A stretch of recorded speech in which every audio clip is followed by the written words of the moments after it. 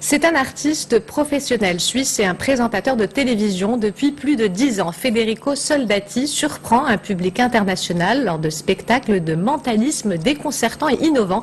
Avant de l'accueillir sur ce plateau, un avant-goût de ses performances et son talent avec Rita Saha.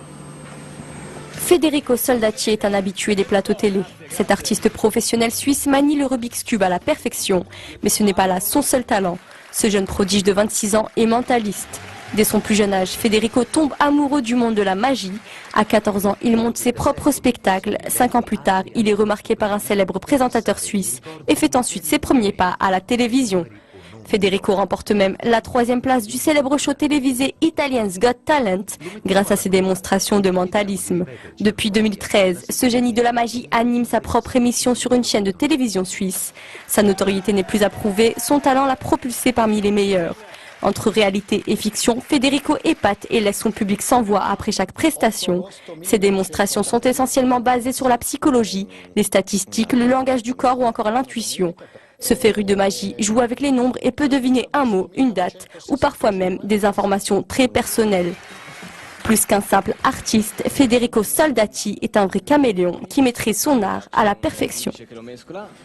Un caméléon avec nous sur le plateau et Federico Soldati nous a rejoint. Federico, bonsoir. Bonsoir à tout le monde. Alors, avant d'assister en direct à l'une de vos performances, une petite question. Comment on devient mentaliste? Le mentalisme, c'est une art qu'on apprend avec beaucoup d'exercices, passion, amour. Et le but, c'est d'amuser le public. Alors, on doit aimer le public et on doit aimer la fantaisie et la créativité. Alors, vous réussissez, on l'a vu dans le papier de Rita Saha, des numéros vraiment incroyables. Je sais que vous faites un numéro avec une pièce. Vous nous avez demandé de vous préparer ça. Exactement. Vous avez apporté une pièce? Oui, tout à fait. On l'a Je peux la prendre? Oui. Super. Ça marche pas toujours, mais on va essayer notre mieux. C'est à vous la pièce. Hein. Regardez. Je vais essayer de la faire voler. On voit que c'est incroyable. Chaque fois que je le fais, je me sens un petit peu magique. Incroyable. Et on peut la faire monter. Monte. Ah, elle est tombée, mais ça m'est égal, on laisse tomber. Et ça, c'est un des tours les plus difficiles, je dois penser, de mon répertoire. Ouais. Federico, je sais aussi, vous me l'avez dit tout à l'heure, je précise qu'on ne se connaît absolument pas, qu'on s'est vu quelques minutes avant ce journal pour une répétition. Exactement. Mais je sais que vous détenez un record en Suisse dans le cube de Rubik. C'est vrai, oui. Alors, vous êtes capable, c'est-à-dire que je peux... Oui, absolument. Voilà. Vous pouvez le mélanger. Je peux le mélanger. Et je vais essayer de retrouver la solution le plus vite possible. D'accord. Et pour ça qu'il y a 93 milliards de solutions possibles. 3 milliards de solutions pour le remettre. Une seule est la juste. Très bien, je vous le redonne. Ouais, c'est gentil. Alors, 3, 2, 1, et c'est parti. Est-ce que vous mélangez souvent les cubes de Rubik? C'est quelque chose que vous faites parfois? Absolument pas. Je vous le demande parce que c'est très bien mélangé, je vous dis. Alors, vous détenez un record en Suisse, vous êtes capable de le faire en combien de temps à peu près? Normalement 13 secondes, mais avec la pression de la télé, évidemment, c'est plus difficile. Et vous pouvez aussi le faire les yeux fermés. Hein. Ah oui, par cœur. C'est beaucoup plus difficile, on n'a pas le temps aujourd'hui, mais c'est possible. Et puis voilà. C'est un numéro que vous avez très bien, excellent, incroyable, incroyable, incroyable. Alors vous m'avez dit tout à l'heure durant la répétition que vous étiez capable de retrouver un nom auquel j'aurais pensé ou un chiffre. Oui, on veut essayer? Si vous le voulez, bien sûr. On essaye. On ne sait jamais, dans les tours de mentalisme, il y a toujours des risques. Alors je vous le laisserai pour le public, mais faites attention que personne ne voie ce que vous écrivez. D'accord.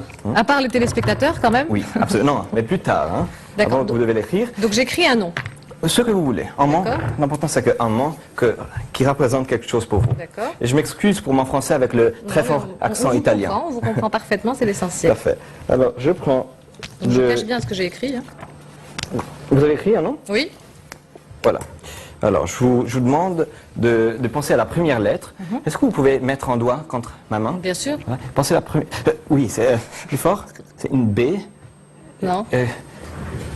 Il y a une S, peut-être, quelque chose... pensez à la dernière lettre. Oui, je sens quelque chose de très fort. Je suis pas sûr, mais c'est en arabe. À peu près. Ah, alors je peux vous dire qu'est-ce que je sens moi, mais Est-ce que vous pouvez montrer à tout le monde qu'est-ce que vous avez écrit? Bien sûr, alors je montre à tout le monde. Hein. Oui. C'est-à-dire que je moi, montre j'ai écrit une ma chose. caméra en face, ou peut-être... Voilà, je ne sais pas si on le voit. Vous pouvez le dire, qu'est-ce que c'est le nom? Alors je vais le montrer en face, je ne sais pas si on le voit. Ah, il lit. Oui. Ah, je suis content que vous avez écrit. C'est pour ça que je vous ai demandé si c'était un nom marocain. Parce que moi, quand j'ai entendu, j'ai pensé peut-être le premier amour. Et j'avais écrit Billy. Non, Et Billy, c'est c'est Billy. le typique nom américain. Et Non, c'est un prénom berbère, c'est le prénom de ma c'est pas fille. aussi loin. Billy, Illy, c'est pour ça que j'avais eu des... En tout cas, c'est fort, c'est très fort. hein. Merci, C'est merci. très très fort. Merci. Presque, presque. Et vous avez les 4 lettres justes, c'est le plus important. Ouais, mais c'est pour ça que je vous avais demandé si c'était un nom arabe. Alors, qu'est-ce qui vous a emmené au Maroc, Federico? Deux choses, mon oncle et la magie. Parce que mon oncle habite au Maroc, alors je devais faire une vacance aussi, après les examens de droit à l'université de Zurich. Et puis, j'en ai en profité aussi pour faire un spectacle à l'école américaine George Washington Academy. Et c'était super beau avec plein d'enfants et c'est beau quand on voit des gens qui s'amusent. Ça, On c'est- vous souhaite beaucoup de succès, on espère vous voir sur scène au Maroc très bientôt. Avec beaucoup de Merci plaisir. Merci Federico. beaucoup.